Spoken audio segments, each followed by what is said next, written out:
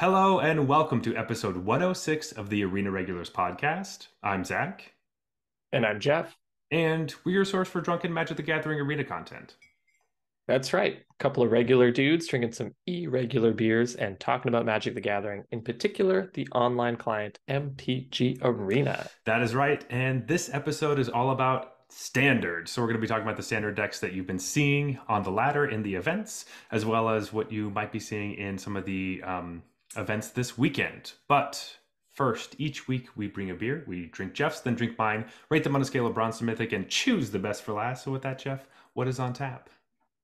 All right. This week we have an Amber Ale. Longtime listeners of the show know how much we love those. It is from Hawk Tail Brewery. Um, that's what Yeah, it looks like. boom, There we boom. go. It's 4.5%. It has a big hawk on the can. And Zach, you actually picked this up when you were out west, right? Yeah, so this is from Alberta. It's from Brimby. It was just in a local Sobeys I saw there. All of their cans have this kind of logo. They're just different colors, and I think they all have the same picture of the hawk on the side. But this is, of course, the one I was drawn to the most because I like ambers a lot. So we'll see how it goes. Good choice. Yeah, here we go. I'm gonna crack this open. But as I pour it into the glass, we have some magic news. There are the Arena Championship qualifier weekend is this weekend. The format is standard. So one of the reasons why we're talking about standard right now is to get ready for that. And the actual Arena Championship number 2 is coming up March 18th and 19th. And the formats are going to be Phyrexia all will be one limited and historic, and the top 8 will also be historic, which we're going to talk a little bit more about all of that next week, and you'll see our feelings about that. But Jeff, I wanted to ask you, when was the last time you bought a hot pocket? Have you had hot pockets? Actually, you don't. I Have you had a hot pocket? I want to ask I this. was gonna say I have never had a hot pocket. Okay, No. so for people who don't know, hot pockets aren't really sold in Canada at all. Um, so I grew up on Hot Pockets, but here you guys have different versions, like Pizza Pops and things like that. Oh yeah, That my freezer is currently loaded with pizza pops. yeah, and there is a very distinct difference between Hot Pockets and Pizza Pops, which I will get into at another time. Yeah. But Magic is doing like a promotional event with Hot Pockets in the States, and there's like 4 different boxes. So they have a Gideon box, Jace, Chandra, and Vivian. And if you buy these products, you can like take a picture of your receipt and send it into their website, and you get exclusive arena content by buying Hot Pockets. I um, love it. so, Jeff, so this was something that people had found in stores and taken pictures of, posted it on Reddit, but the actual promotion did not start until March 1st. So we did not know what the actual arena things were. Um, but do you want me to tell you what they are? Because it's I'm not, sure it's very, very exciting. yeah, yeah, yeah, yeah. So you can only have 5, and all of the prizes are the same. So it's not like there's no collectible aspect. It's like the first receipt that you send in, you get a pre-constructed Vivian deck. And then the second one you send in, you get a Vivian avatar. The third one you send in, you get a Vivian sleeve. And the last 2, you get like 2,000 experience in the Mastery Pass. So Nice.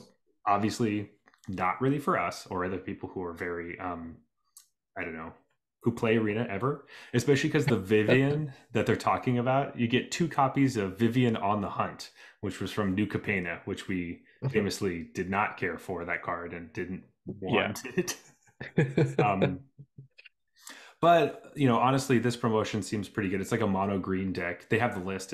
There's a good amount of like just rares that aren't amazing but cool. There's a Titan of Industry, so some of that stuff is just it's cool to have something that's free for new players. And if you happen to eat Hot Pockets, you're like, oh, I've never tried this game. Here's a free thing for me to do. The first thing gives me a deck I can play with. So, Yeah. but yeah, overall, cool, I guess, for people. But I'm not going to drive to the States to buy boxes of Hot Pockets to Right. get these. Yeah. Also not going to complain about the free shit they give out though. Yeah, exactly. Like you said, I think the idea is someone buys some hot pockets. They've heard of Magic before, have never really gotten into it. Take this as an opportunity to give it a go. And great that they get some rares, even if they are of questionable quality. Yeah. It's probably feels cool, and then it's like a sweet big monster green deck, which is usually what new players like. So awesome. Free things. Now, as soon as they do like some sort of promotion with like, I don't know, Budweiser or Coors. Like, I Mm-hmm. don't like Coors very much, but I would buy a bunch of Coors if they gave me arena codes. Be all over it. Yeah. Can you imagine having like Coors Light sleeves or Oh something? my God. Holy shit, that would be so sick though. Like if you have like Budweiser and Coors Light are battling against each other. There's also like, I don't know, Corona and whatever thrown in there. That'd be sweet. Um, I would be super happy about that. They're not going to do that, but They're uh, probably just waiting for the winner of the Silver Series to be announced so they know who to partner with. oh, for sure, definitely, Yeah. yeah. Um, no, I'm pretty sure Wizards wants to stay away from alcohol, which is another reason why they have never given us a preview card, and they probably never Yeah. will. One of many reasons. Yeah. Yeah, one of many, but obviously, whatever. Let's not get into it. But Jeff, let's get into some standard metagame. I don't know why I just did that, but so I've Looked been cool. yeah, thanks.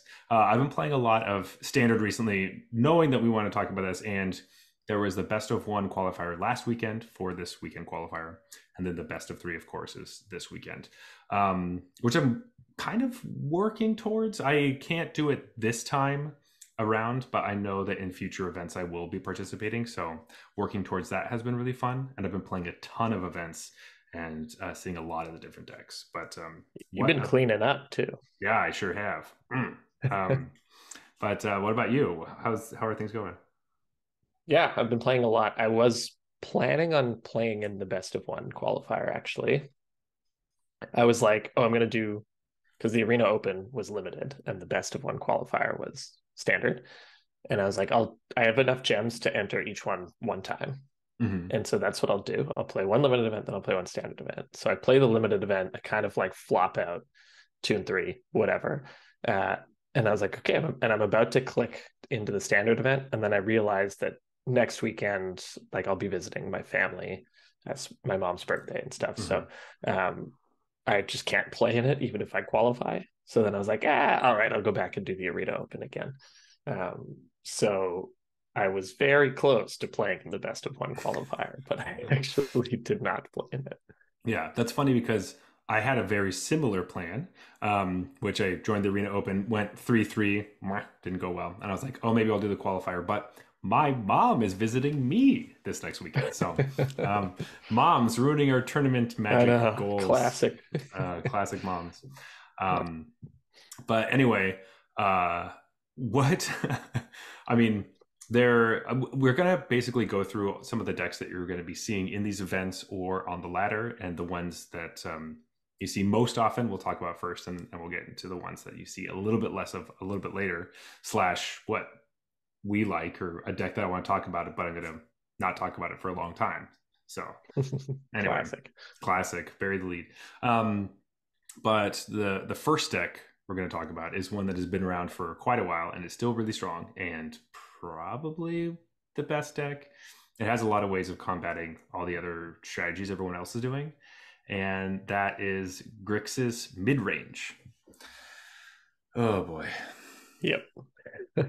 um, and if you've been playing in the previous standard format, before All Will Be One, All Will Be One did shake things up. So it's not one of those Mm-hmm. sets that didn't do anything. But for this deck, I don't think there are any new cards. I think it's just the Not same deck.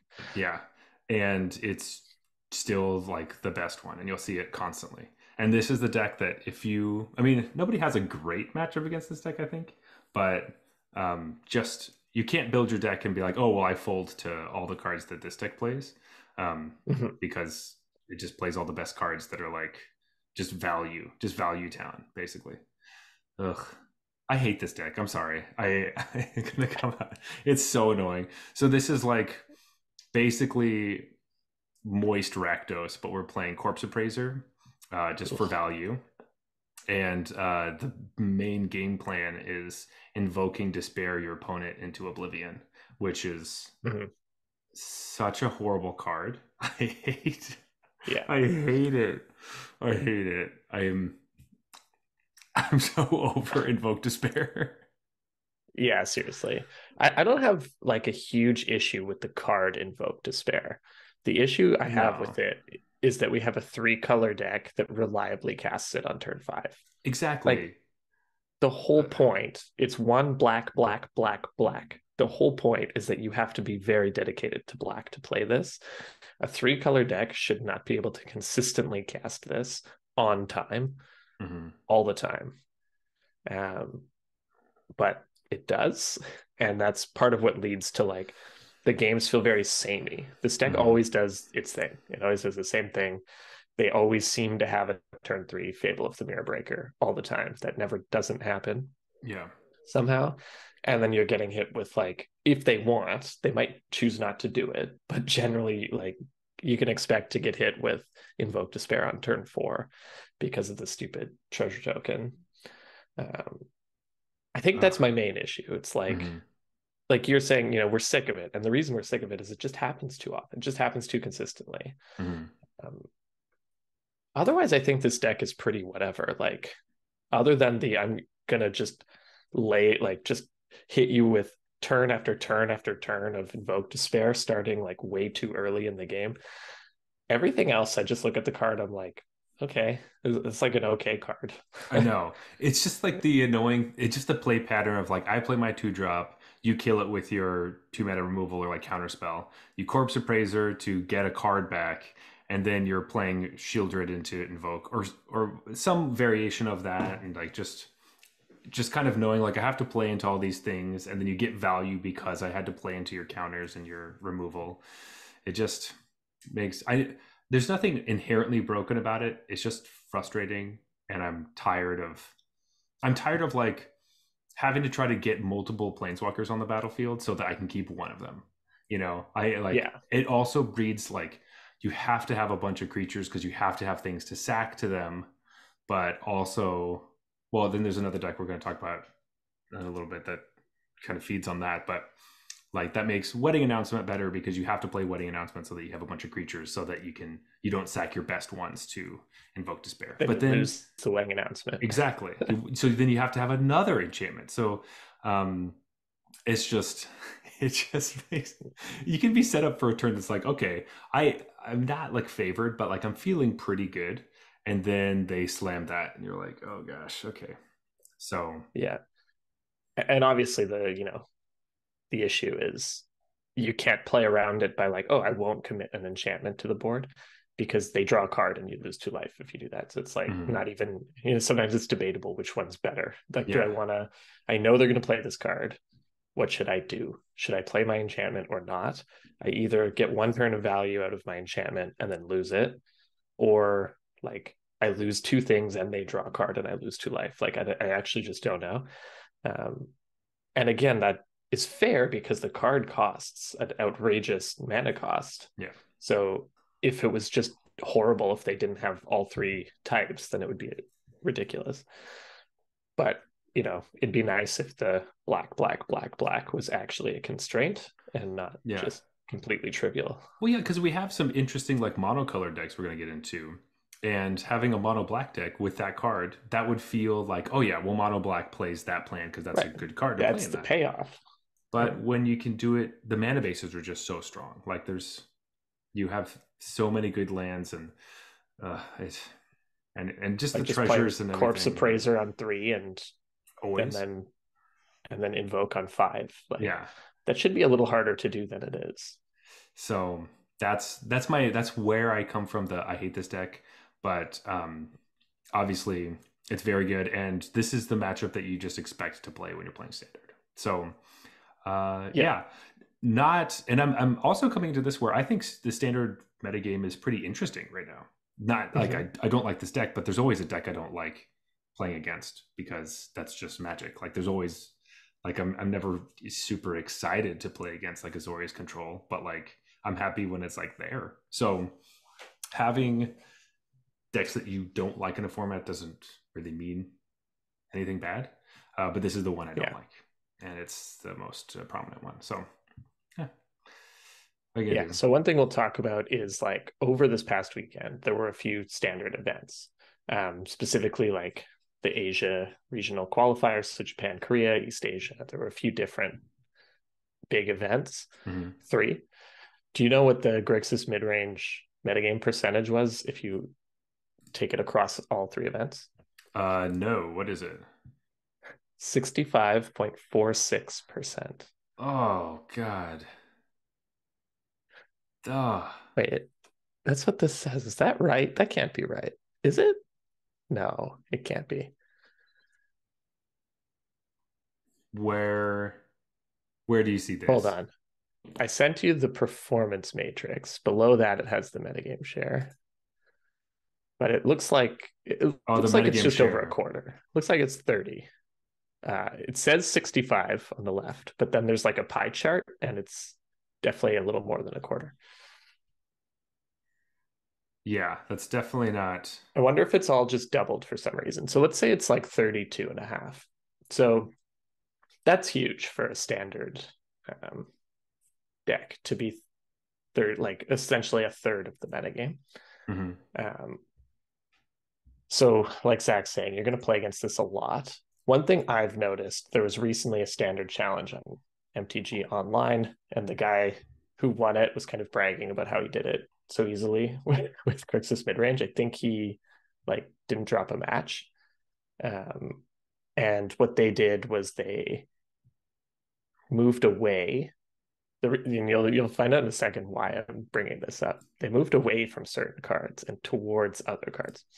And the 2 cards that they moved away from that they claim are the reason they were able to win this event so easily Mm-hmm. are Reckoner Bankbuster and Shieldred. They cut Shieldred and Reckoner Bankbuster from their deck. Um, and one In, card that they replaced it with yeah. is Blue Sun's Twilight, which they claim is the Mirror Breaker because it Mm-hmm. is so good against Fable of the Mirror Breaker. Um, so that's just something I needed to call out, that in the future these decks might get better by cutting the bad cards and playing not bad cards. So right now we have a fighting chance against Grixis because people insist on playing bad cards that don't do anything.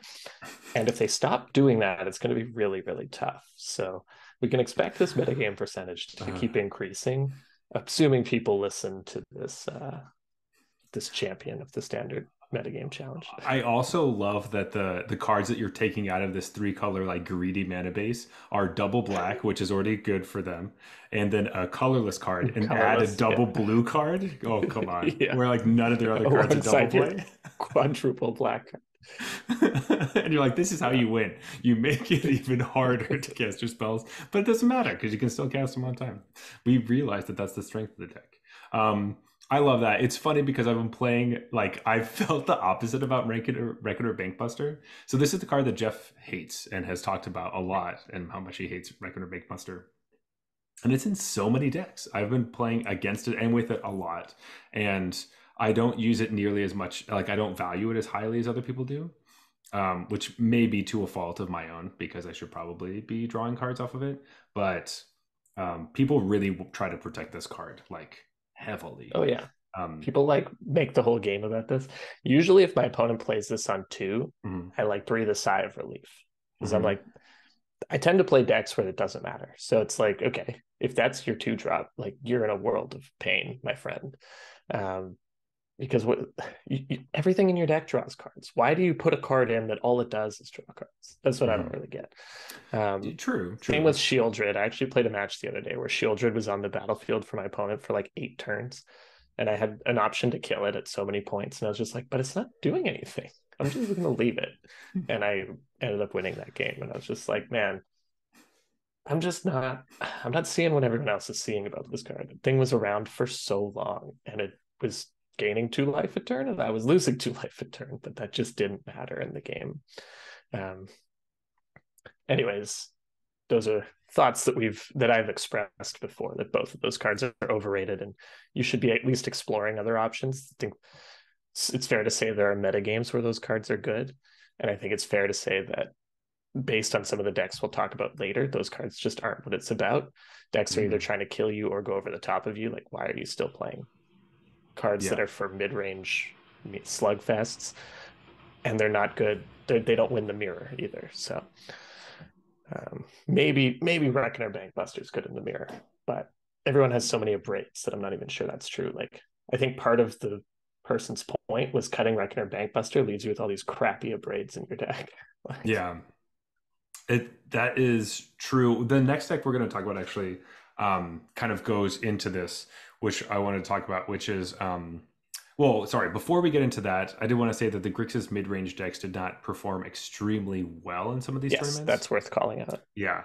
And so there is that thing where like the best deck comes to a tournament, everyone knows it's the best deck, where it's going to be played a lot. And so everyone has tools and plans to fight against it. And it tends to do poorly. And this happens often. So it's Grixis mid-range's time to kind of get the heat, which I love and is great. And that's why we're calling it out first. But one of the decks that I think does this is mono white mid-range, because this deck, like I was saying before, like things that you need to be doing to be combating this deck is like being able to survive when they play Invoke Despair, because like mono white, you're not playing any cards that stop it. Like one way is to try to counter it, which is what they try to do in the mirror for Grixis, is like counter their Invoke. In mono white, you just have a bunch of like token makers, and you play a bunch of different planeswalkers. So it's like the Eternal Wanderer, and you're playing the Wandering Emperor, and you're playing Elspeth, as well as like a bunch of different enchantments that help it. So when you sacrifice enchantments, it's not as backbreaking. So Restoration of Aganjo, Wedding Announcement, and Ossification. And Ossification is the new one from this set. And specifically against this deck, it's good to ossify something that won't come back. So they're like use an Ossification on like one of their tokens or something, because then you can easily sacrifice it to Invoke Despair and keep your Wedding Announcement around without giving them a creature. Like you don't really want to give them their Shielded back or something like that, which you don't really have to worry about because you have Laydown Arms, because you're mono white. So you can just exile any of their problematic shit, which is awesome. Yeah. Laydown Arms definitely the main reason for being mono white. Otherwise, you might see them splashing, I don't know, whatever color they think is best to splash. But yeah, definitely Laydown Arms wants you to have all planes all the time. I love this deck. I find it really charming. My opponent plays like, what is it, Loyal Farmhand or ambitious Farmhand, yeah. Ambitious Farmhand. It just brings a smile to my face every time. It's some like, competitive standard queue, and I see that card. I'm just like, oh man. Because it's also funny because it's the first thing they do. So it's like turn 1 planes, turn 2 planes, Ambitious Farmhand, get a planes. And it's just so, compared to like any of the other shit you could be doing on turn 2, it is such a cute little thing. It warms my heart. Yeah. The deck I've been playing, or a couple of the decks I've been playing, which we'll get to later, I'm pretty sure cannot lose to mono white midrange. So it's always warms my heart for that reason as well. But yeah, the Farmhand makes me smile. Yeah, it's just, a 2-mana 1/1 that makes sure you hit your land drops because you are planning to play like 6-mana spells actually ends up being pretty helpful. And you're not cheating them. You're just literally I'm going to play a land every turn, and then I'm going to eventually cast 6-mana spells. Exactly. That do important things, like the Eternal Wanderer. But I did want to point out Lauren of the Third Path, which is the legend from the Brothers' War. And it's like the 3-mana 2/1 Vigilance that when it enters, it destroys an artifact or enchantment, which ends up being super helpful. And this is the card I always have in my hand whenever they turn to Reckoner Bankbuster. I'm like, oh, baby, I'm going to blow that up. Yeah. It always feels so nice. And because they get so mad. At least in my mind, they get mad. Obviously, I don't know because I don't see them. But so then blowing up their bad cards. Really, it's super helpful. Like it's, of course, a creature, but it blows up their Kiki Jiki, which is usually pretty huge. Um, in my mind, it's usually flipped at that point, but even hitting it so they don't get any more value is super helpful because they're just digging for a way to, invoke Despair you. Yeah, I love me a Reclamation Sage. Mm-hmm. Yeah, but this is better. Always have. Yeah, I think people activate that ability way too often. But No, yeah, you shouldn't. It's funny because looking at it now, I always thought it costs mana, and I just forget that it doesn't. Um, yeah, and anytime I want to use it, they have a shielder out, and so then I'm like, it's really bad. right. I always love the proposition my opponent's making. It's like, you think your cards are better than mine? Mm-hmm. I'm willing to take that bet. Yeah, I have 3 colors. You have just one. You yeah, probably don't have a higher card for card power level than me. but they are playing the best color, so. so, With all that being said, this deck is nice, but it's not really one of my favorites because it's much more. Uh, I don't know. I've been in more situations where it's not doing everything I want to, but yeah. I it, like that it's a part of the metagame. It's never a deck I would play personally. It's just not really my style. mhm, But I really enjoy that it's part of the metagame and is competitive. Especially coming out off the every deck is black mid-range soup mhm, standard. yeah, Think, all right, well, we're still in mid-range soup, but at least it's mono white, like completely different from the what's the third color you should splash when in your red black deck? yeah, exactly. Not nearly as fun. Um, but with that being said, currently I'm in an event playing this deck, and it's like I'm 2-1, so I've kind of stopped playing it because I know I can't max out. I I have to, know that's the problem with events, especially when you lose the first game, man. You're yeah. like, oh, Now I'm should just I just quit? fighting. I'm just fighting for like some gems and packs. And you're like, I Yeah. know I shouldn't quit, though. Mm, Obviously, I have to fight it out, but my heart's just not in it anymore. yeah. Um, but anyway, there is a monocolored deck that I am excited for, and have played a lot, which is just mono red aggro, just straight up aggro them out, Yes, kill them on finally. turn 4 before they can do anything. Um, I like it. It's back on the menu, and it's nice. Yeah, I know people haven't stopped playing this deck. That's just because you like mono red. I'm not someone who loves mono red, but I do love a lightning fast deck, and yeah, this one right now has been working. It's not the iteration that you had talked about previously, where you wanted to play like Koth and have yeah. like. I saw one version early in the format that was like they were playing the 2 mana Mountaineers. They're like 0/4s that Mm-hmm. when you get 4 mountains, it's a You 4 mean 4. Tarmogoyf? Yeah, yeah, yeah. And then Koth at the top of their curve, which felt different and was fine, but it wasn't nearly as fast. It was just a bit Mhm. chunkier, and you cared more about your creatures. Playing the super low to the ground, I'm going to attack you with a bunch of like 1/1s and 2/2s, and I'm going to throw them away. That's what this deck is, and it is classic. Love it. Yeah. I don't usually play mono red aggro. There's some exceptions. I have played it. There was one metagame where I was doing super well with it, so I just joined in that was the Embercleave Torbran days where it was like playing mono red was just like solving a math problem. We were Mm-hmm. always sitting there like, I'm pretty sure I could kill them, but what is the sequence that does the 18 damage I need to win here? Mm-hmm. Um, that was pretty fun, but I always love when that mono red is a part of the metagame because I think it Mm-hmm. just keeps people honest. And I actually really like playing against mono red because it's like this game's going to be over in 4 turns. Everything I do really matters. Like it's just a high intensity, quick game, which I think is nice. Sometimes I want to play the 25 turn mid-range mirror match where you eke advantage out every single turn and the better Oh player wins. gosh. And sometimes Yeah. I want to play the every decision really matters and this game's going to be over in 7 minutes tops. Mm-hmm. Like that would be a long game, and let's just play it out. And yeah, so I love that mono red is here. I feel like I've been calling it forever. Every Mm-hmm. set that's come out since Neon Dynasty. I'm like, oh, better watch Here out. we Mono go. red might be a thing now. And so, Yeah. I was early, but I wasn't wrong. It's true. And we had most of the pieces. This is kind of a deck that's like it's been built through the last set. Had like Brothers War had a bunch of stuff. Though the deck list that is here, this is like an aggregate mono red aggregate list that WotC put together on Magic.gg, which I have been playing, but it's playing Thundering Raiju, which is a card that you picked out back when we were doing Kamigawa as one of your Wortha slots, I believe. Um, so Finally. yeah, finally getting there.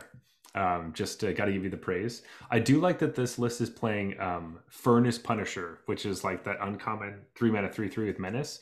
But your opponent, it deals 2 damage to your opponent during their upkeep, or sorry, each player. But it really means opponent.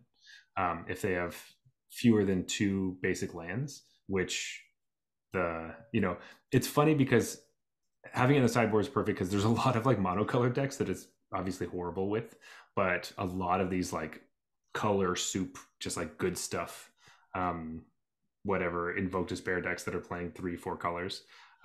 It's Mhm. just I just love having I love that kind of card could even be played. It's just so nice. Yeah, I think the card. So, one of the cards that we were on about, and the reason it's like Neon Dynasty is when we started talking about Mono Red was Kumano faces Kakazan. I think everyone knows Mm-hmm. now that card's like insane. Um, Hmm. that's probably like the best card in the deck, or one of the best card in the decks. I know you've been playing it recently. Mm-hmm. Um, the other card from uh, Neon Dynasty that is not present that I at the time was like, yo, this is why Mono Red's going to be good, is Rabbit Battery. And I was just realizing like the reason is that everything in this fucking deck already has haste. So Rabbit Battery is very useful for like if you're playing off curve, you can give the creature haste and get advantage out of it. But everything has haste, so you don't need to. Yeah, so it doesn't Um, matter. the card that sticks out to me when I look at it, and I'm like, really, we can't do better, is Phoenix Chick. I don't know if you've been playing the deck, I right? So Yeah. is Phoenix Chick good? Am I wrong about this? It looks so sus to me. So I like the Phoenix chick because it tends to actually work pretty well with Kumano. Because if you get the situation where you have like a 2/2 or 3/3 flyer in the air, um, it's good because there are a lot of decks that just like don't block flyers and also have planeswalkers that like can't block a flyer. And so that ends up being helpful. But the thing I like about it the most is that it's a great 1 mana play that like I don't care if it dies because I know I can bring it back at some point. And just like the weight off of my mind is enough to play the card, I think. It's just like, you know what? I see. If you use a card on this, I don't care. And I will be able to I might bring it back at some point. I might not have to.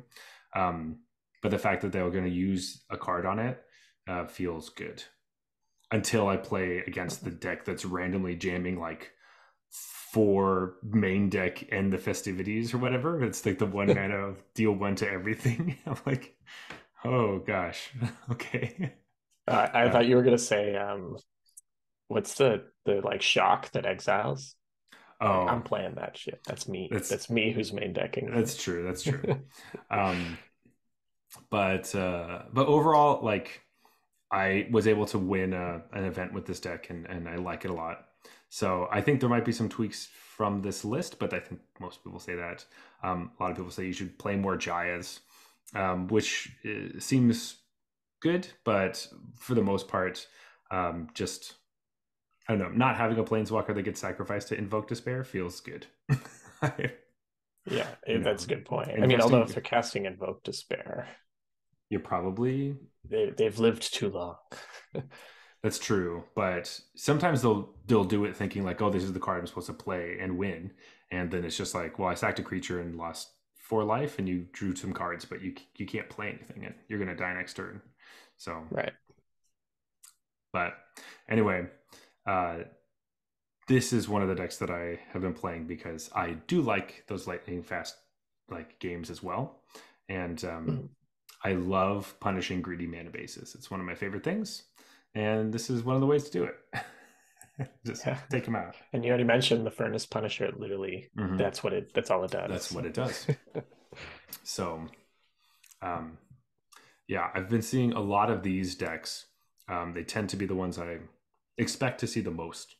And if something that is different, then I'm a bit oh, that's cool. Just some not offbeat, but like more offbeat deck. Um, oh, all right. Yeah. Uh, I've mostly dodged mono red actually. I've barely yeah, played against it online. yeah. I had some in another deck later. We'll talk about. I had some interesting games with it because it was really difficult to maneuver the game around playing against mono red.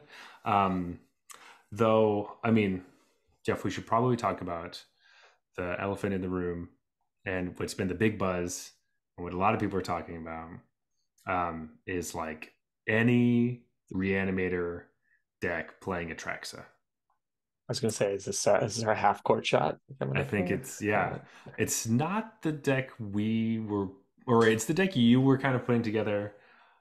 It's not using the card I said that it might use because Reanimator seems to be working a lot better than what I was going to do. My wave felt more fair.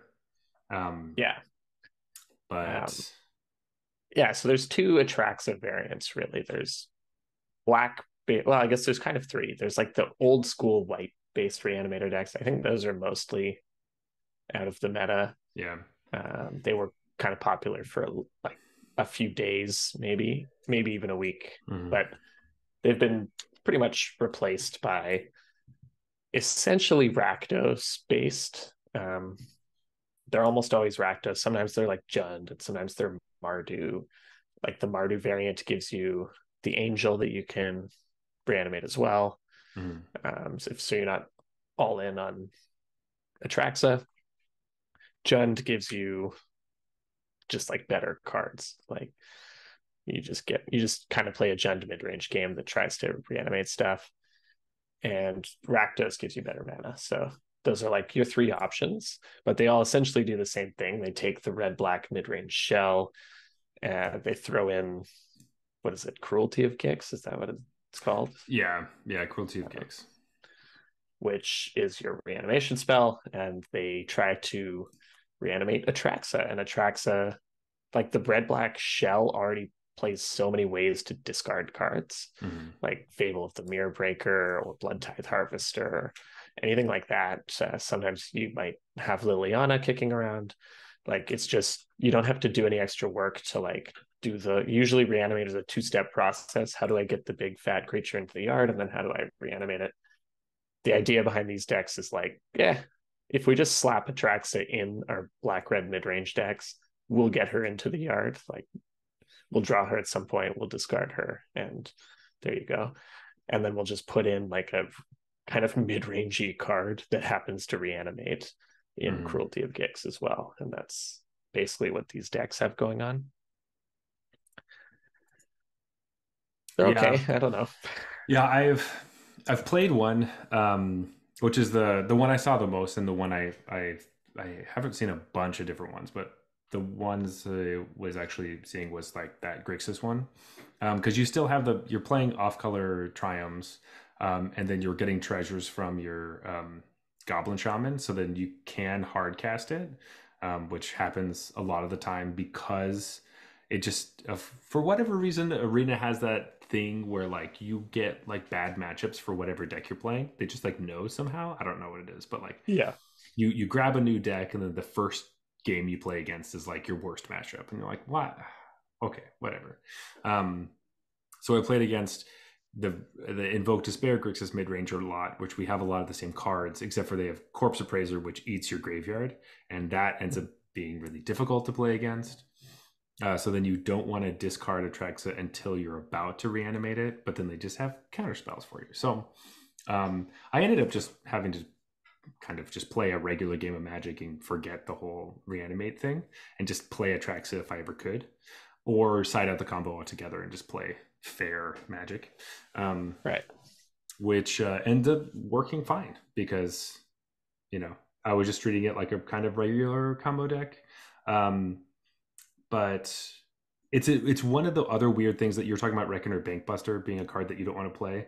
And in the Atraxa shell, it is kind of nice because it draws you an extra card because you are looking for artifacts as something to take. So just when you play Atraxa, you end up just drawing another card that draws you cards. So I ended up actually enjoying having that. But yeah, Yeah, it's fine. I mean, yeah, I feel like when you've drawn 4 cards, 5 cards off a track, so maybe you don't need the card that's going to draw you one extra card a turn for the yeah, next 3 turns. But or just a 4/4. But yeah, it's that like survives a board wipe. Anyway, doesn't matter. Um, it was a fun deck. It's definitely worth playing. Like it looks like a lot of fun, and it is fun when you actually get to do it. But most of the time, you don't win with Atraxa. You win with all the cards you drew off of Atraxa. So, oh yeah, for sure. Atraxa has no protection, right? Atraxa's mhm. I feel like I'm always surprised, but it's just like go for the throat. Oh, it worked. Oh, it killed it. Killed the big bad 7 drop. Yeah. Atraxa's like protection is that when she enters the battlefield, she draws you somewhere between 3 and 5 cards usually. Mhm. Um, so even if you kill my Atraxa, it's like I'm still way ahead. Um, and the Atraxa decks did do quite well this weekend, especially in like the Japan Korea one. They had good matchups almost across the board. I think the idea, you mentioned Corpse Appraiser. Yeah, the main deck graveyard hate sucks, but you can outplay Corpse Appraiser because it's sorcery speed. Like just hold the Atraxa until Mhm. you are sure you can reanimate it. The card that's obviously harder is like I'm licensed Hearse, but then they have now sided in a card that is entirely for your sort of side piece game plan. Mhm. I think So, the idea is you go over mid-range decks, and then if you're playing against it should be better against aggro than typical mid-range because Atraxa is something they often can't get off the board. Like let's say mono red, and will gain 7 life at some point. yeah, that's Now, if you're playing an aggro deck that doesn't care about life totals, um, hint, hint, mhm. this card looks a little less good. Um, I think for me though, every time I play against this deck, it feels like it's not quite there. Every time I play against it, I'm like, I feel like you're doing half the mid range game plan and then half like you're half assing both plans, Mhm. and I can always take advantage of that. Yeah, Like, it feels stapled together a bit. There's a bit of a right, Frankenstein's reanimated monster, which is Atraxa. It's just like, hey, look at this. Like if you look at the deck and then you just take out 2 of the slots, like of the 4 whatever, the 8 of the cards, so 2 different things. It just looks like a regular list, and then all of a sudden you're like, oh wait, no, this actually attracts a list. Which yeah. I've looked past many times, looking at deck lists, being like, oh, why is this? Why does this? Oh, it's Atraxa. Oh, okay. Ah, Um, there we go. There we go. Yeah. so there's like that whole thing. Um, but for the most part, yeah, I agree that it was very fun, but it didn't feel busted or great. And I think people are freaking out about like the card price spiking and being played in a bunch of different formats. But I think it's standard. It is good. Run of the mill feels fun. Feels nice if they get to do the thing. Sweet, but Yeah. yeah, that's that's the thing. Um, Jeff, I think we have like time for one more deck before we go on our beer break. Yeah, I just wanted to quickly say we'll just shout out the other Mm-hmm. version, which is literally just like a 5 color control deck that plays Atraxa. Oh I've yeah, been yeah. even less impressed with that version. Like that's the one we were kind of brewing ourselves that you Mm-hmm. alluded to. I don't know. Every time I play against it, I'm like, that's it. That your deck just doesn't have good enough cards. If I kill Atraxa, you don't win. And then it's easy to kill Atraxa. And I only Mm-hmm. have to kill it like 4 times or something at most. So I don't know. I've been super unimpressed with those lists. So I think it's fair to like, I don't know how explicit we were about it. I forget, but we were thinking of Grixis, mono white, and mono red as like our sort of tier one or our top tier, heaviest Mm-hmm. played / best. Let's round out our next tier Yeah. We'll have to come up with maybe this is our what diamond tier. Um, Yeah. with It's Azorius. yeah. So Azorius Soldiers is the other deck we're going to talk about. That has been around. I actually haven't seen a ton of it, and that's why I'm like less excited by it. And it's also like it was a deck I was really excited for when all the cards were coming out. Didn't play a ton, and then when I actually got to play it, I was extremely like underwhelmed. I think it just seemed Mhm. like okay, like I don't know. Thalia is annoying, but then the rest, everything else just like dies. I don't know. Um, and I like aggressive deck that has counter spells. All these things are things that I'm interested in, but for whatever, I think the coolest thing about the deck was like Denick ends up like hosing the Atraxa decks, which is fun. But like, Right. but besides like Denick, um, a lot of the other cards just weren't really getting there for me. Um, so I'm I'm kind of off it as far as like decks I want to play, and playing against it. I tend to be like, okay, I think this will be fine. I just need to get rid of a Thalia, and then I'll be okay. This is how it tends to feel for me. I don't know. What do you think about this deck? Yeah, I think it's a deck that I feel similarly. Like I thought it was the next big aggro deck for the format, and I feel like it fell a bit flat. Mm-hmm.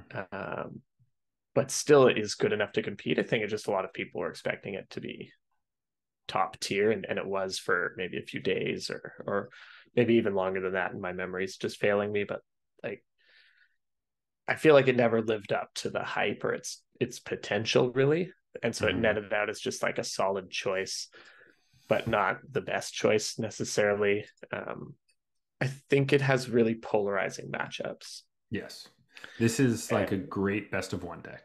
So right. um, if you want to play in the best of one thing, the next one that comes up, this could be a great choice. But you could also play mono red. So I don't know, like, Like, is it in the win rate matrix? Yeah, it is. So um, it has, yeah, some really green matchups and some really red ones in the mm-hmm, events.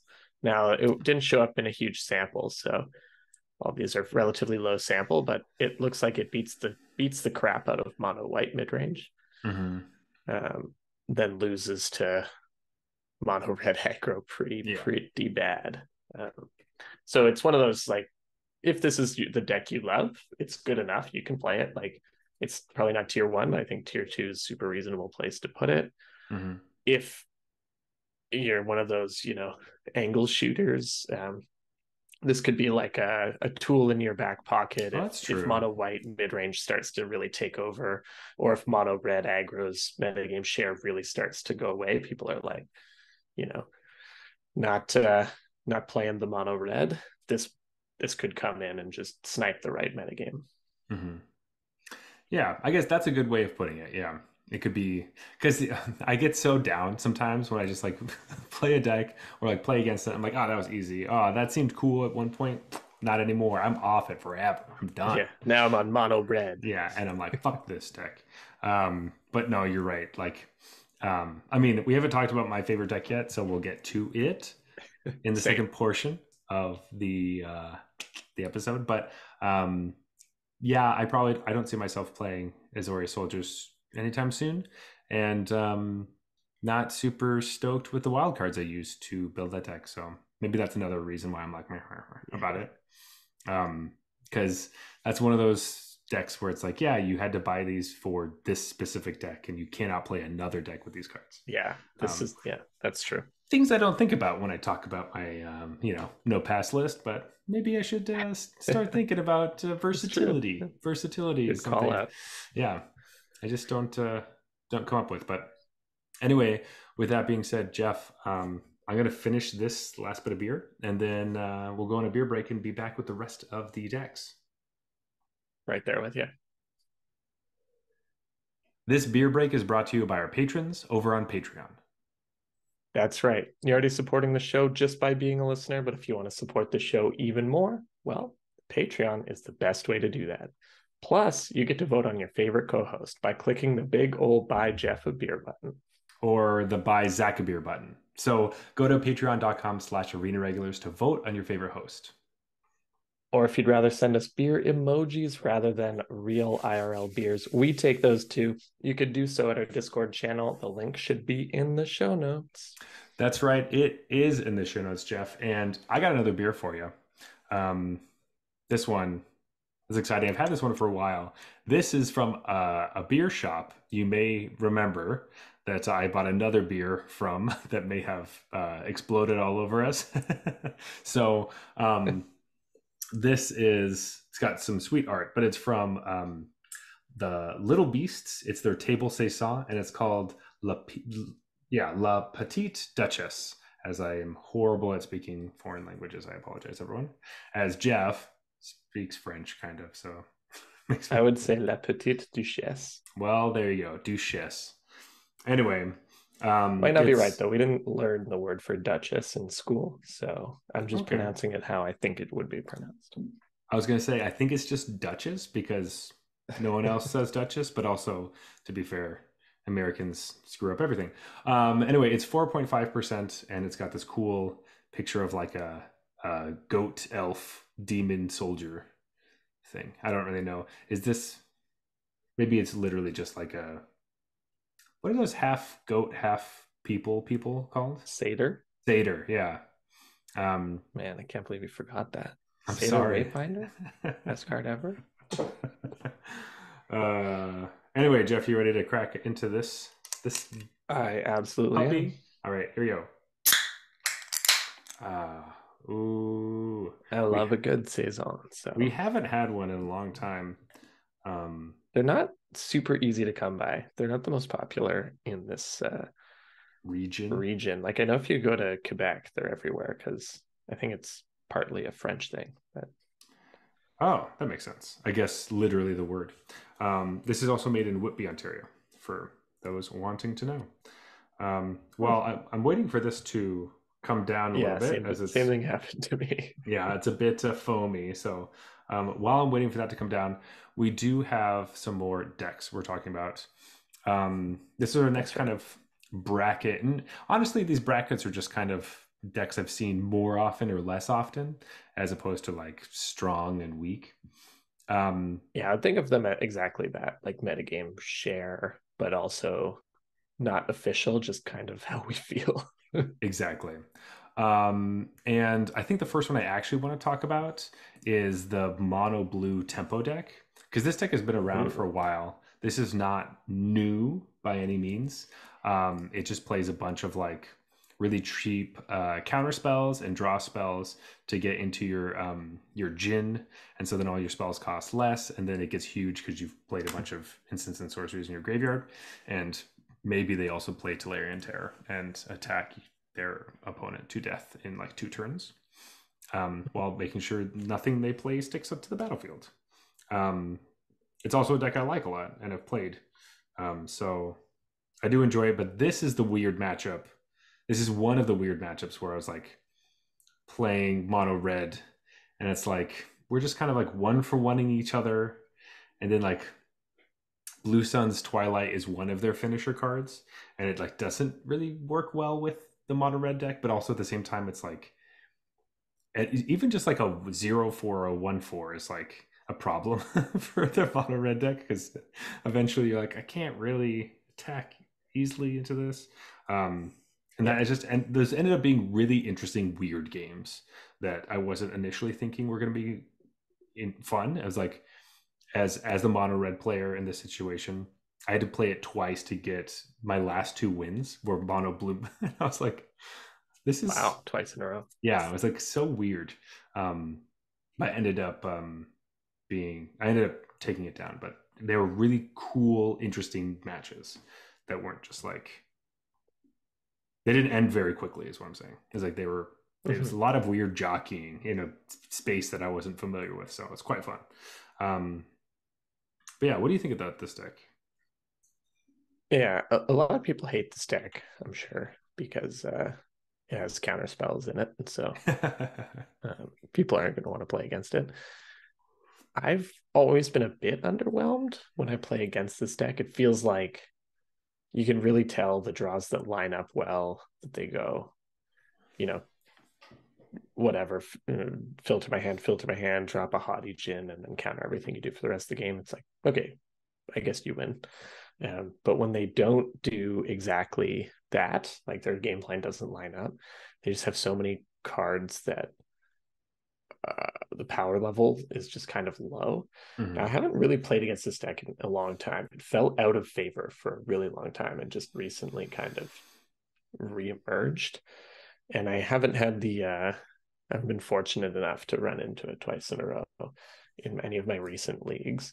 And so like I'm looking at these even new Brothers War cards like Flow of Knowledge and stuff. Like I don't Mhm. think the last time I played that deck that was a card.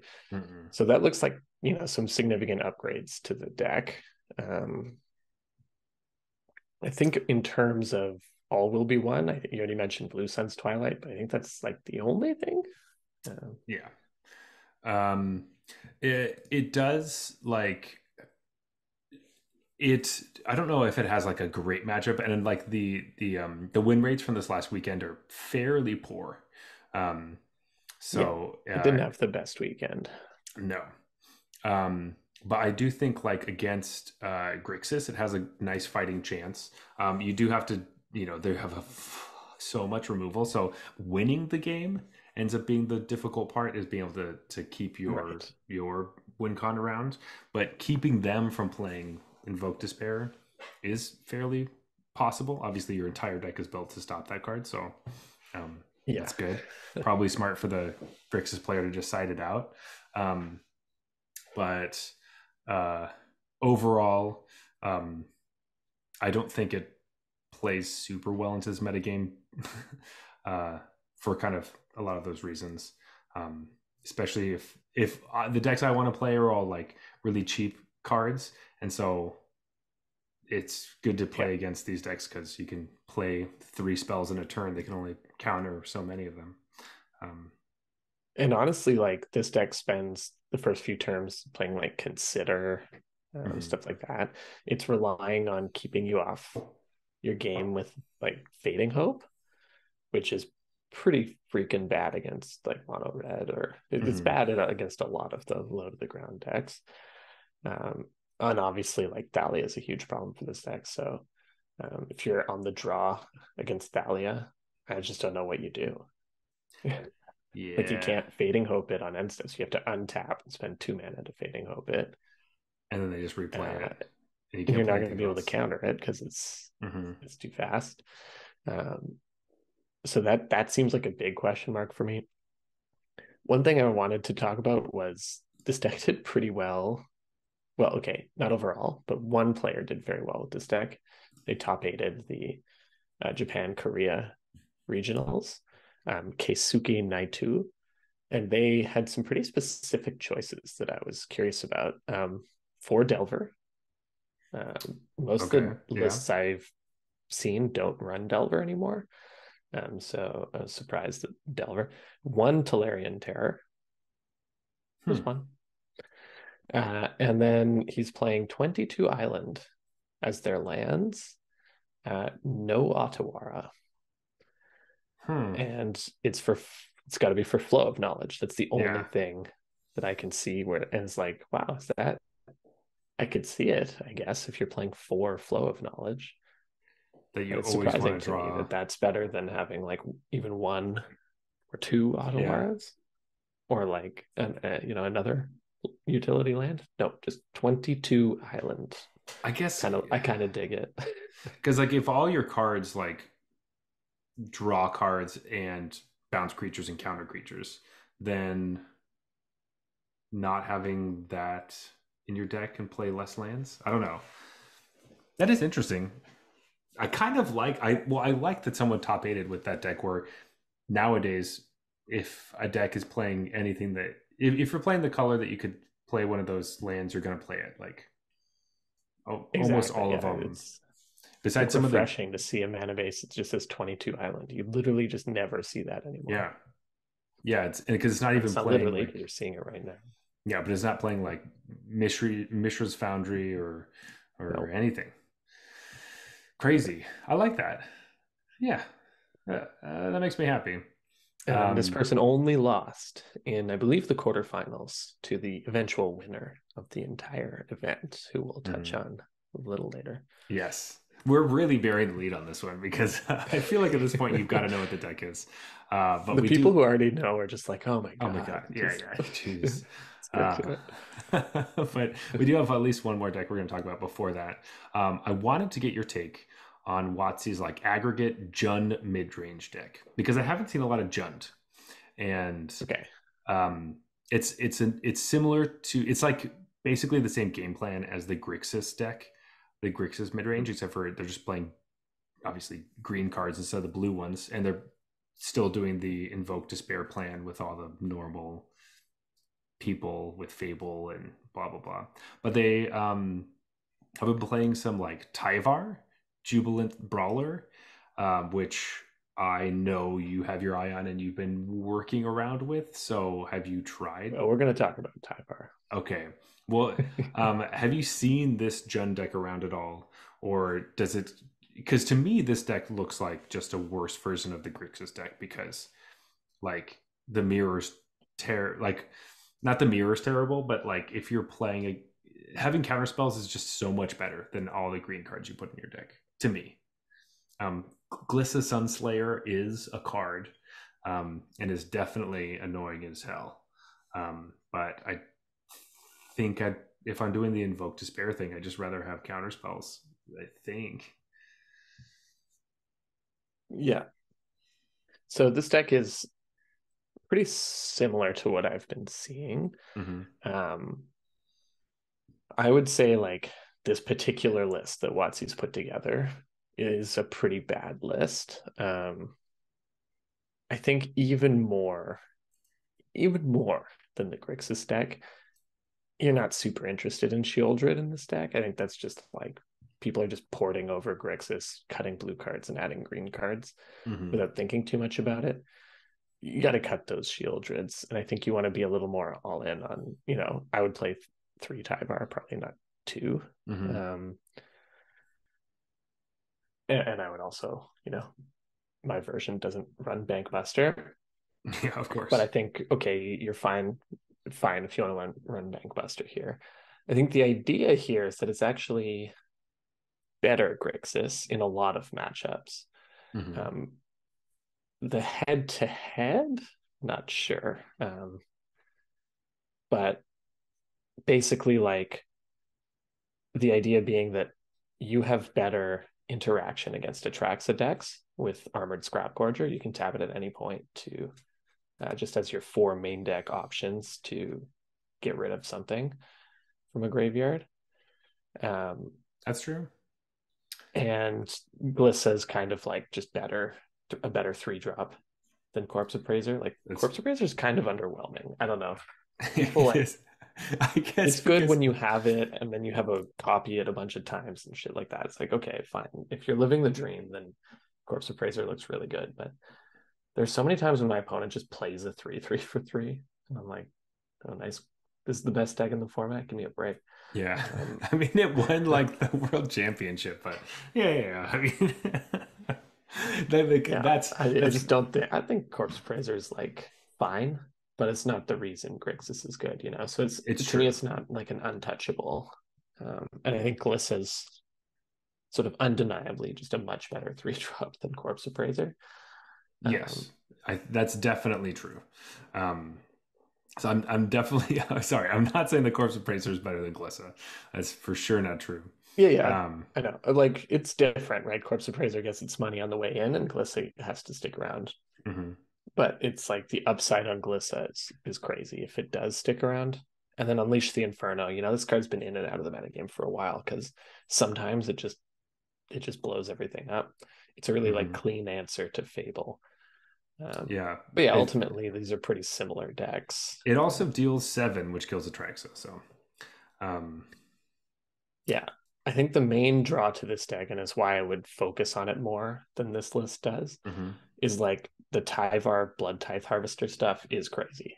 Like, I don't know if you've had to play against it. I've played with it a ton. Mm-hmm. It's ridiculous. Like, it is super. I've killed so many Atraxas with Blood Tithe Harvester. It's Mm-hmm. just that just happens all the time. Like, it's so easy to, because you do the 2 then 3 thing, Mm-hmm. right? Or like the like 1 and 2 unfortunately is not quite enough to kill Atraxa, but it kills most things. Meaning, like, if you have a Blood Tithe Harvester and a Tyvar, you sack the Harvester and then bring it back and sack it again. That's -6, -6. So it doesn't quite get Atraxa, but if you had any token from anywhere, you get the Atraxa. Yeah. And then like Fable, sorry to interrupt, just jumping in there. Mm-hmm. It's so common that the turn your Fable flips, you just slap Tyvar down, and you have the extra mana to activate the reflection right away. And it's just Ooh. like that. Those 3 cards together are just such an awesome little shell that I think Jund will be a big player moving forward. People just have to figure out what's the best way to play this, like, these ridiculous 3 cards. Yeah. Um, and Fable is already the best card in the format, so it's like it's not like you're playing bad cards to enable this. And Armored Scrap Gorger is also kind of ridiculous with Tyvar. If Invoke Despair were a problem to cast, Mm-hmm. that this would make it not a problem because you get 2 black mana out of it. Yeah. I mean, I haven't seen a ton of Tyvar, so it's really fun to hear these kinds of antic stories because I literally have not seen the Blood Tithe Harvester thing where like late in the game, sometimes Blood Tithe Harvester isn't like the best top deck, but in this deck, Mm-hmm. it totally can be because you're Oh yeah, just killing either one big thing or a bunch of little stuff, and doing it over and over. Uh, yeah. That's the other thing. Like, Tyvar can't do it right away, but if you just mhm. have one sitting around with a couple that you've activated once, and you're threatening to do it again. Um, and then with Fable, like, you get some nutty stuff because the Fable comes down, does it right away, hits the Blood Tithe Harvester, then you sack both Harvesters, bring back the Harvester again. You can kill Yeah, everything pretty much. yeah, that's But that's true. my big tip for players: is stop playing see people just slap their Tyvar down the turn before the Fable's Mm. going to flip. And it's like, well, now I'm going to kill that Tyvar because I know your Fable's going to flip and have haste. Like, Mhm. I'm absolutely not allowing that. Yeah. The point is that I don't expect it because I always know when the Right. Fable flips, I have a turn before they're going to use it. Nice. People have Okay. that like built in. Like, I Yeah. have one turn to react to Fable flipping, Hmm. and the Tyvar, you can always see them just like the arena pause, where they're like, I had a plan for that flipped Fable, but I tapped out because I knew it wasn't this turn, and now I Hmm. feel like a dummy. And it's All like, right. yeah, that's right. All right. Okay. Maybe I'm sleeping a little bit on this Jund deck. I just haven't seen it at all. Like I haven't seen Tyvar on the battlefield besides I've seen Glissa, but like besides that, I just haven't seen any of this shenanigans. So me just looking at a list does not. Well, also because It's like super fun. Super I've fun. mainly played Tyvar in limited, so his first static ability means nothing to me. So Oh knowing yeah, that it and that's what actually it's is all about. relevant, that's pretty Yeah. nice. I like that. Okay, all right. Um, I mean, since we're on the subject, do we want to go into some spicy things, or should we save your spicy things? Because I know you got Oh something. no, we can talk about them. Just because we're Um, just, well, we are going to do it in the opposite order, and we're going to talk about the my yeah, favorite yeah. deck first. But like, since we're already like in this world, let's just see what's happening. Because this, ladies and gentlemen, is brand new to me. I do not know what's going on. Yeah, it's so funny because the Tyvar interactions. I'm like, that's all I've been playing pretty Yeah, much. So it's like, what do you mean you don't know the Tyvar interactions? right, He yeah. basically comes down and then you just kill everything that they have and probably attack them for like 5 or 6 and make a few treasure tokens. It's just what he does. Mhm. Um, yeah, so the deck that I've been playing the most, and I've been having so much fun with this, All right. and it was inspired. Okay, it was inspired by the people that took red black mid range lists and just slapped Atraxa in them. So so I'm playing Jund, Anvil, Atraxa. Um, the green cards are just Tyvar and Scrap Gorger. I did have what's the Seder Wayfinder wannabe? I had him in him Hmm. for a while, but eventually cut him. Yeah. Just wasn't quite good enough. But it's basically just red black anvil. So it has all the cards you know from red black Hmm. anvil. Tyvar, because it's so good with the Blood Tithe Harvester and the Scrap Gorger. Um, and then we are playing Liliana's as well. But then we were playing just three Atraxa, and the the card we're using to animate it is the vat. So there's a vat that whenever you I don't even know the name of the card actually. Wait, Uh, is it a new one? Wait, I love this. oh yeah, it's Um, all will be one. Vat. I'm just typing Vat of in. Rebirth. Okay. Vat of Rebirth. Yeah. Okay, so this is a one mana artifact, and whenever an artifact or creature is put into a graveyard from the battlefield, it gets an oil counter, Hmm. and you can remove four oil counters to reanimate something and pay 3 mana. Hmm. So, what I realized about this card when playing it in limited and deciding it's not good in limited, you shouldn't play it. It's really bad. Um, Yeah.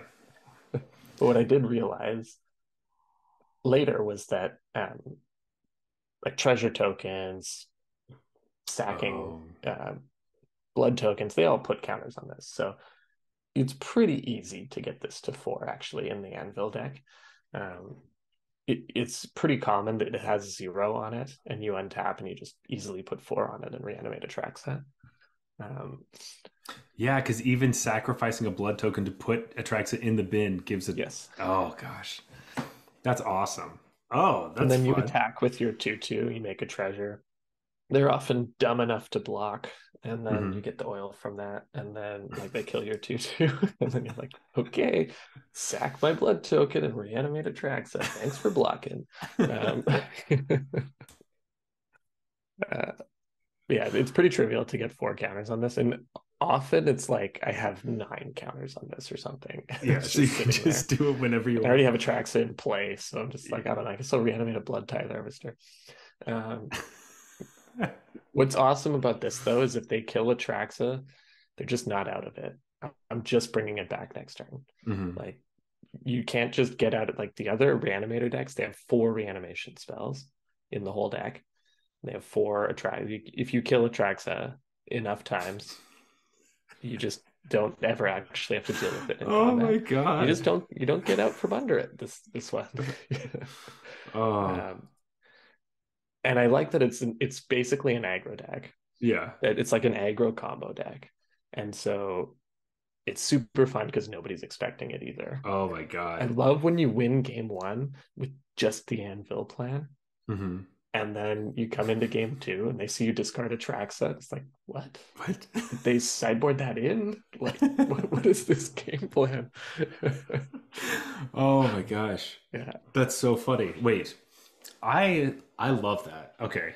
You have to post that in the Discord so I can Oh, get yeah, the I can. yeah, Yeah. yeah. Um I've done so many 4-win runs with this list, but I keep uh like getting screwed, and it's like 4-0, and then I just lose the last one. That's happened so many times. Um, but yeah, the other thing I'll say is Atraxa is just incredible in the list because we have planeswalkers, we have artifacts, we have creatures, we have yeah. sorceries, we have instants, we have lands. The only thing we don't have is battles.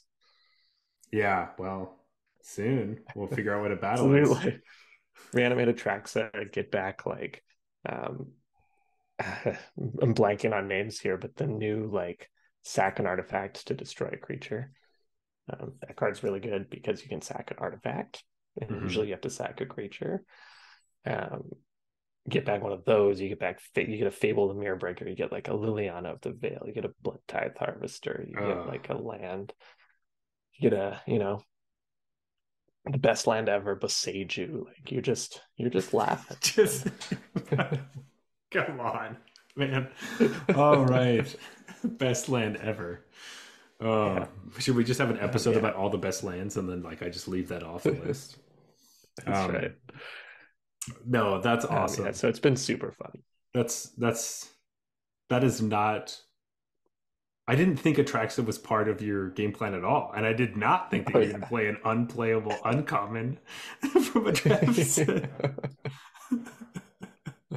That's amazing. Hey, come on, man. Playing like uncommons that weren't even good in draft is my thing. It's true. That's true, and still drafting them, People are and like, that's "What card is that? yeah. Is that in a set? What We is didn't it?" even know what it was called before this moment. That's Yeah. crazy. Um, that's so funny. Okay, I love that. That's exact. So I think my new idea of what like a deck I want to be is like a low to the ground aggro combo deck. It's like basically Yeah, what that's you're fun. describing, exactly what I'm into. Because my favorite deck is, of course, the deck I've been talking about forever, or the last what since the set was coming out, is the Celestia Toxic deck.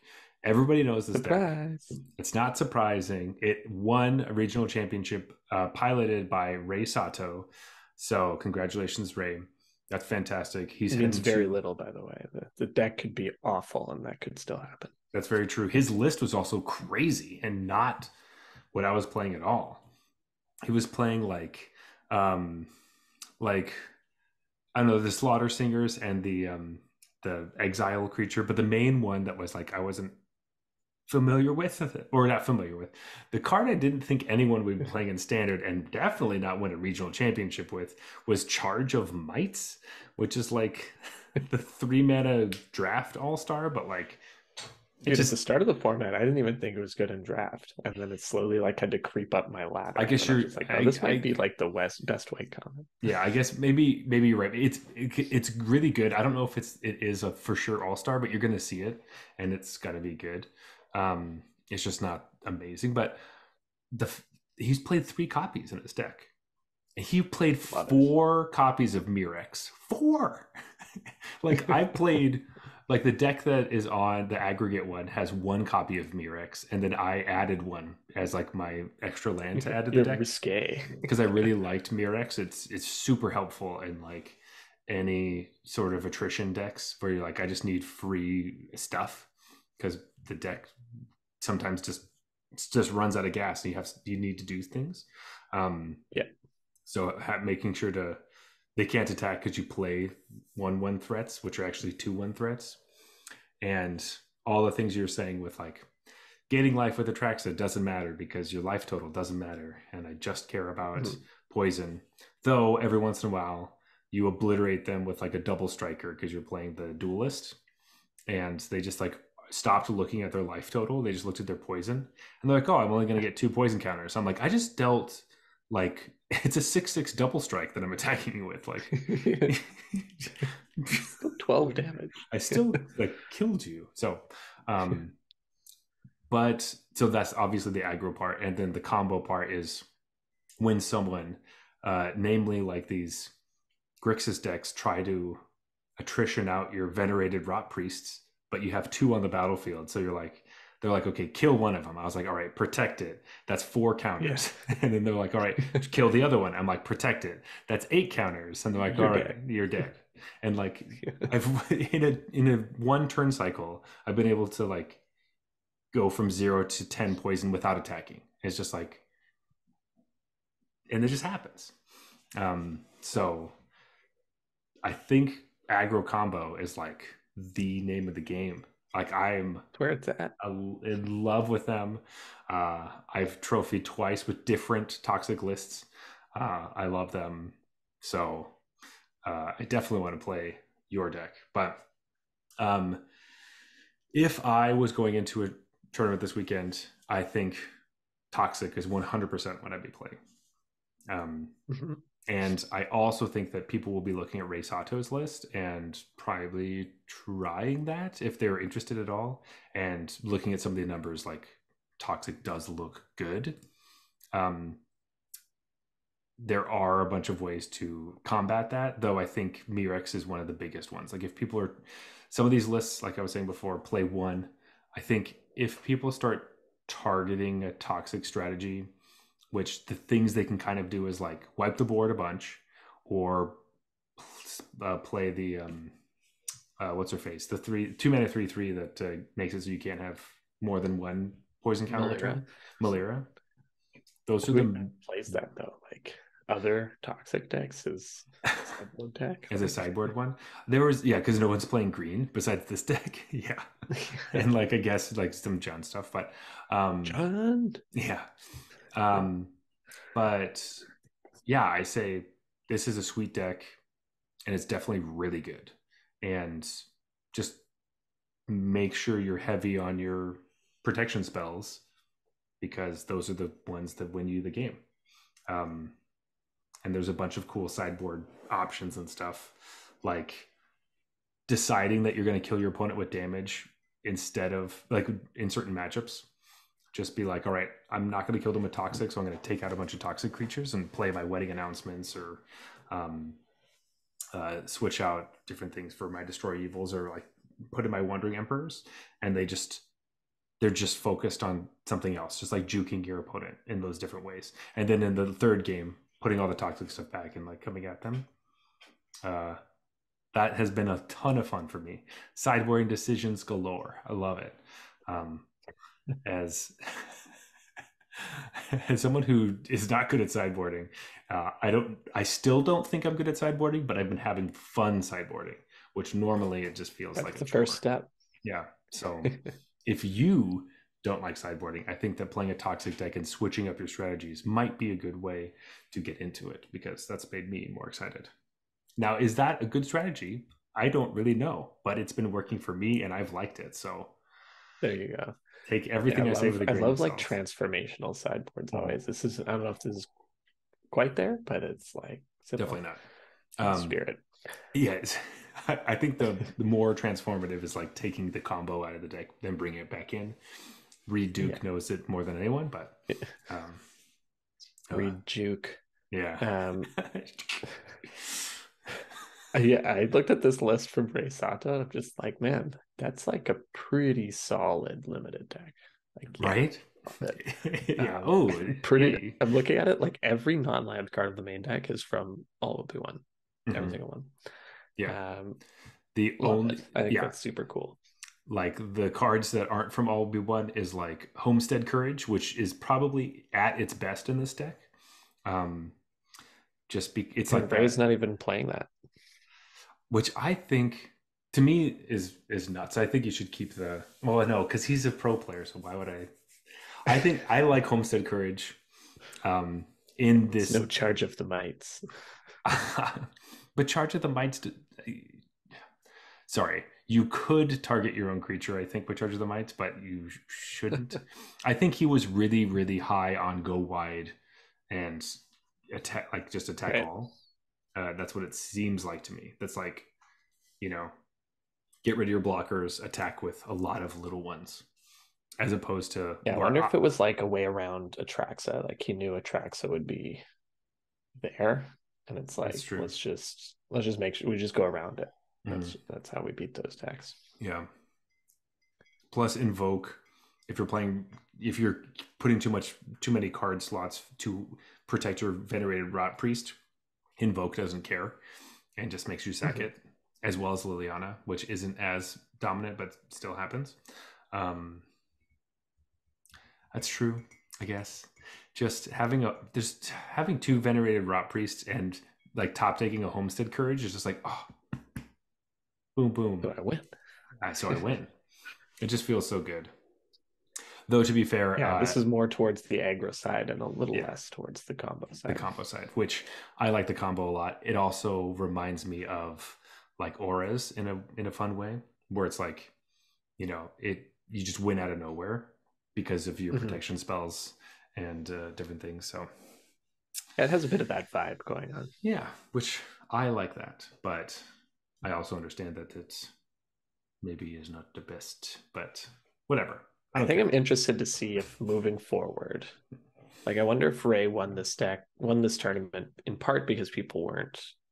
Not that Celestia Toxic was an unknown quantity; it certainly was known, It's just not but respected.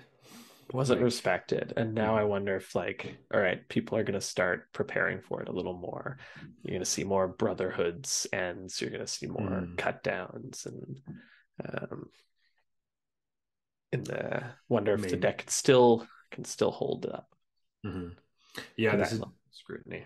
Yeah. So the one thing with Brotherhood's End is that then you really want to protect your bloated contaminations because obviously those survive, Right. or making sure in the list I was playing, putting your Homestead Courages on one creature to make sure that it had 4 toughness.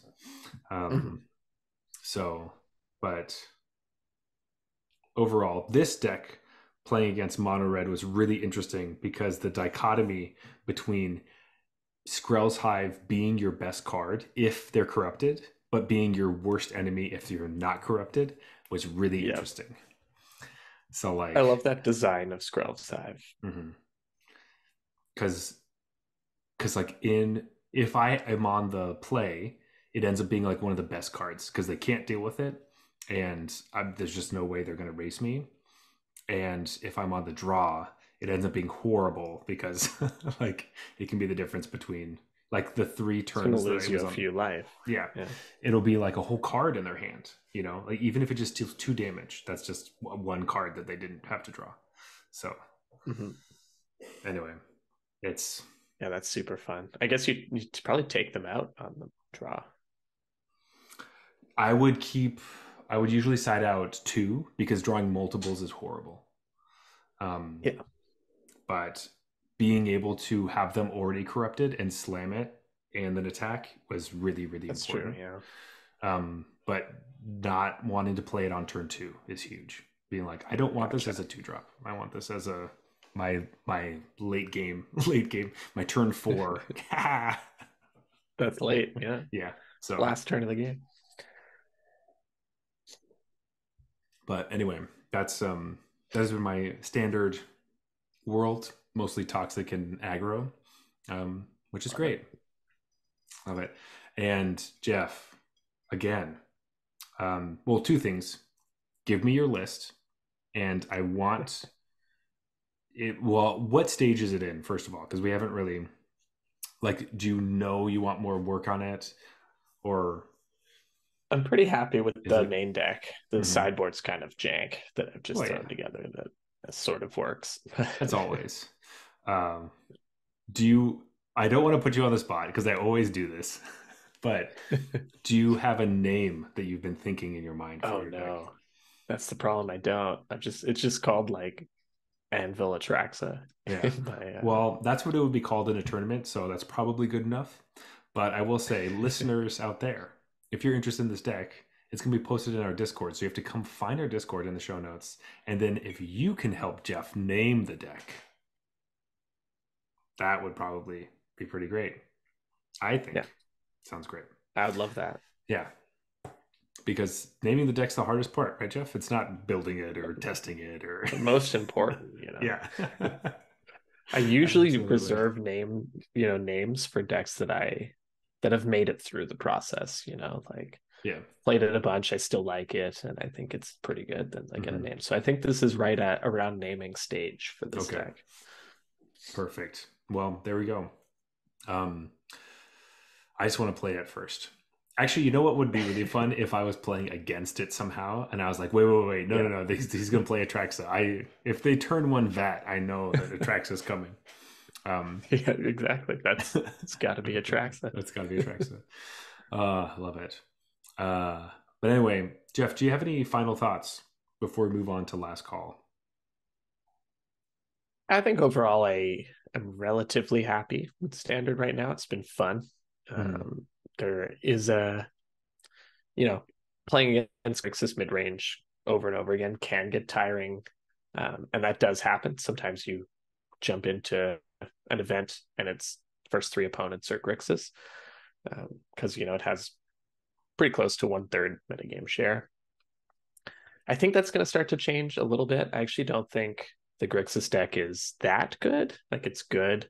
I think people are just more frustrated from it being the same thing more than Mm-hmm. anything. Yeah. I think as far as best decks in the format go, we've seen a lot worse in standard of like decks where you just don't have a chance to compete with anything Mm-hmm. else.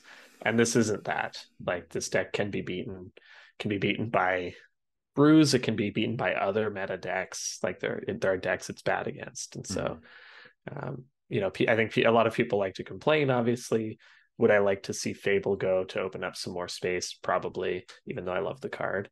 But overall, I think we're in a pretty fun standard format. Yeah.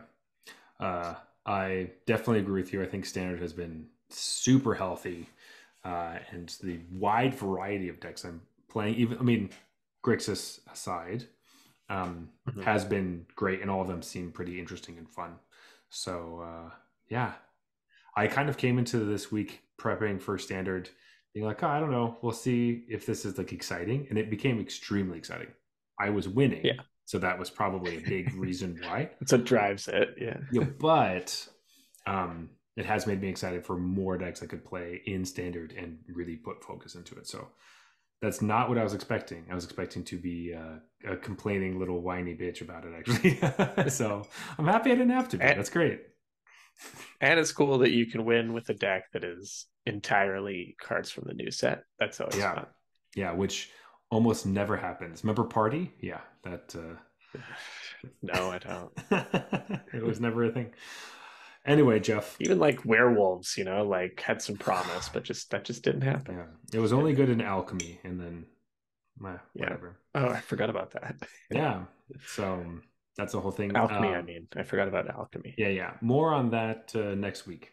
Um, but anyway, Jeff, let us go to last call and let's rate the beers we had Yeah. this evening as I show off the beer I had as I'm drinking it. Mm. All right. So, as always, we rate our beers on a scale of bronze to mythic, just like the tiers in Arena.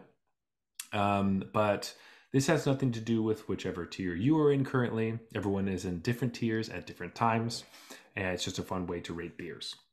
However, with that being said, bronze beers are trash. They are horrible. You cannot drink them. You have to pour them down the drain. They are so toxic.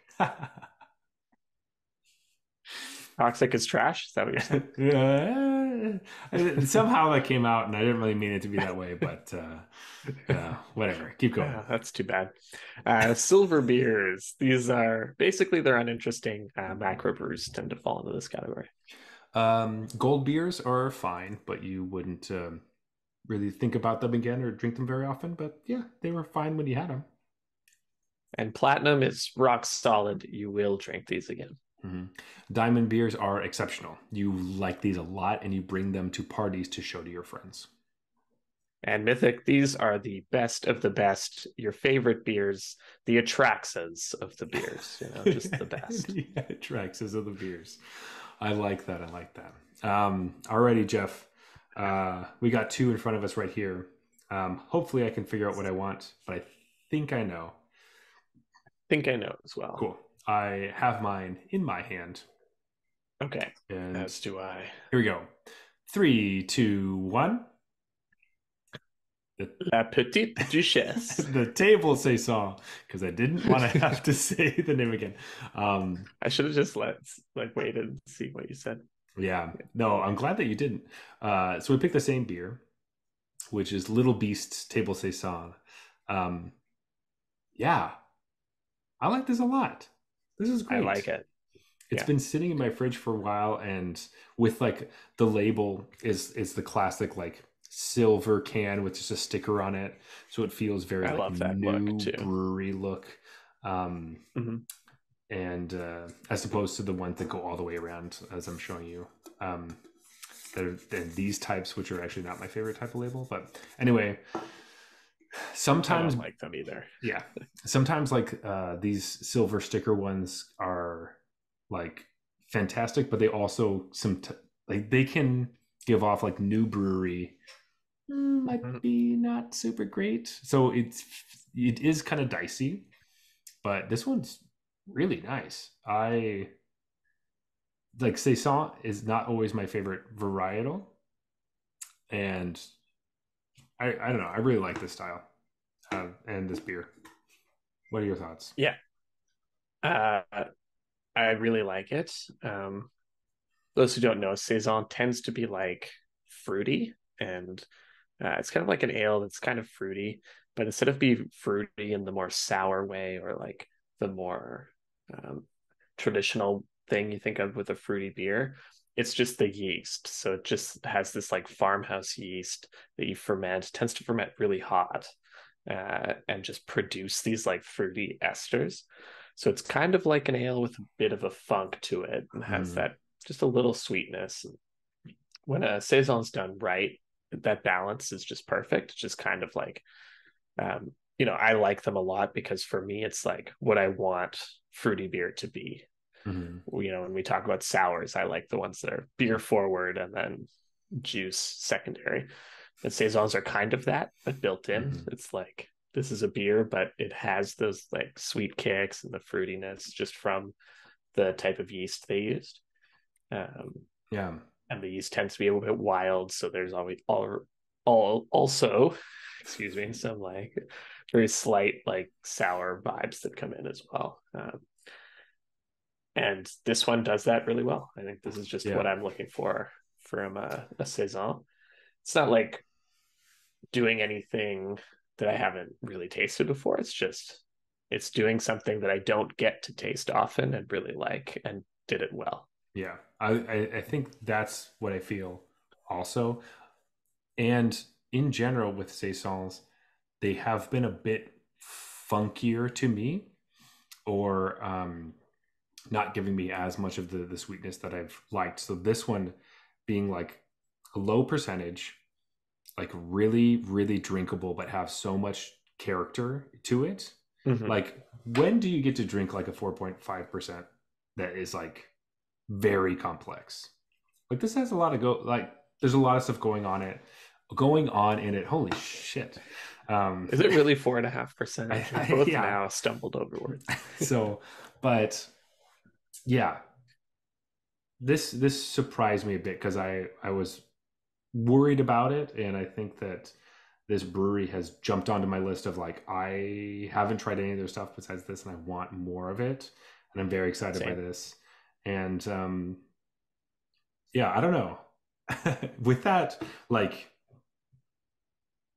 I don't know if I'm in a giving mood tonight, but that makes me immediately feel like this is diamond, because like I was I'm gonna give this bronze. I mean, diamond. because like I immediately, well, like if I see this and no one's seen this beer, or to me, I don't know anyone who has, as some of these other ones that usually are like more familiar. um Yeah, I'll like point to this, drink this beer, uh go to their brewery, try the other ones, tell me what they are, or and which ones you like.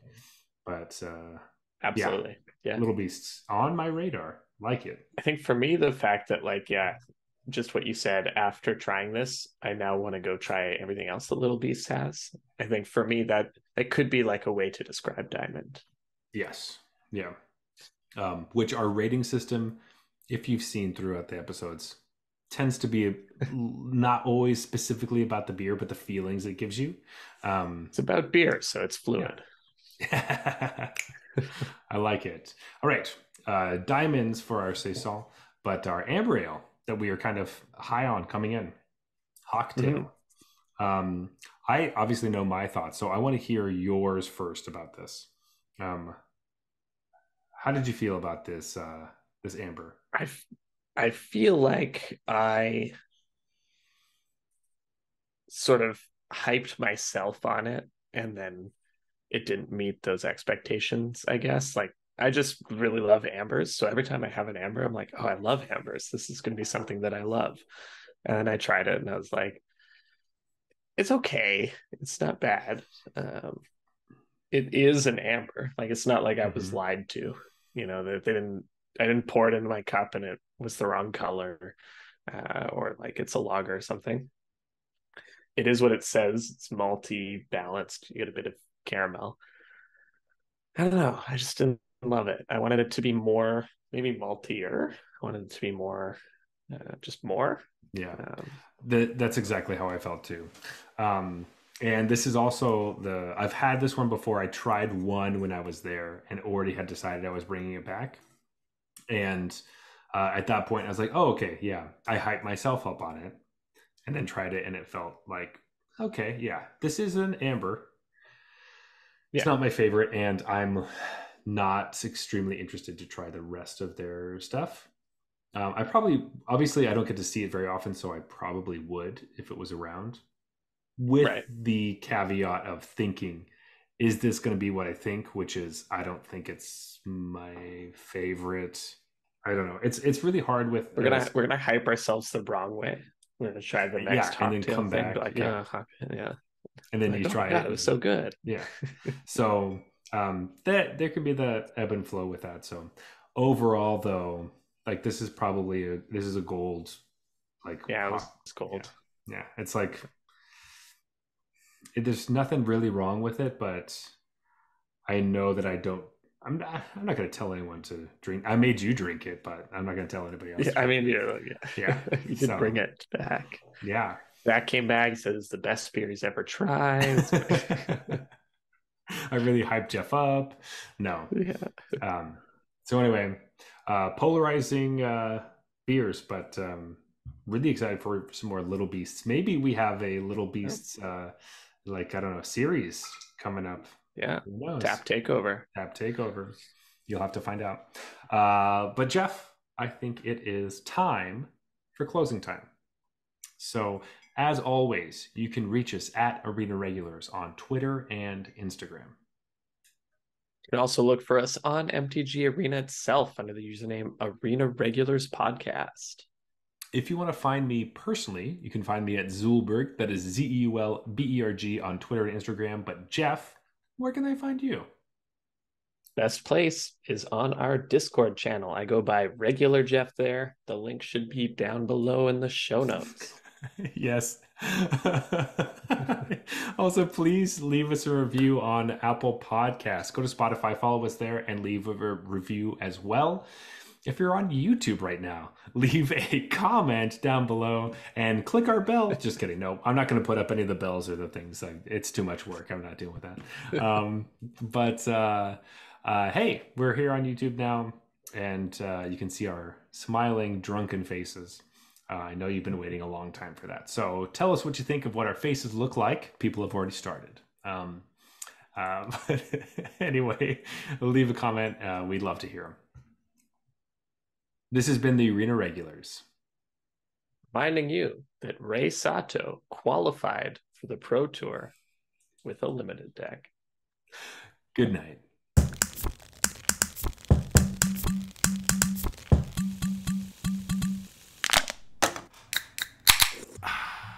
All right, that's fine.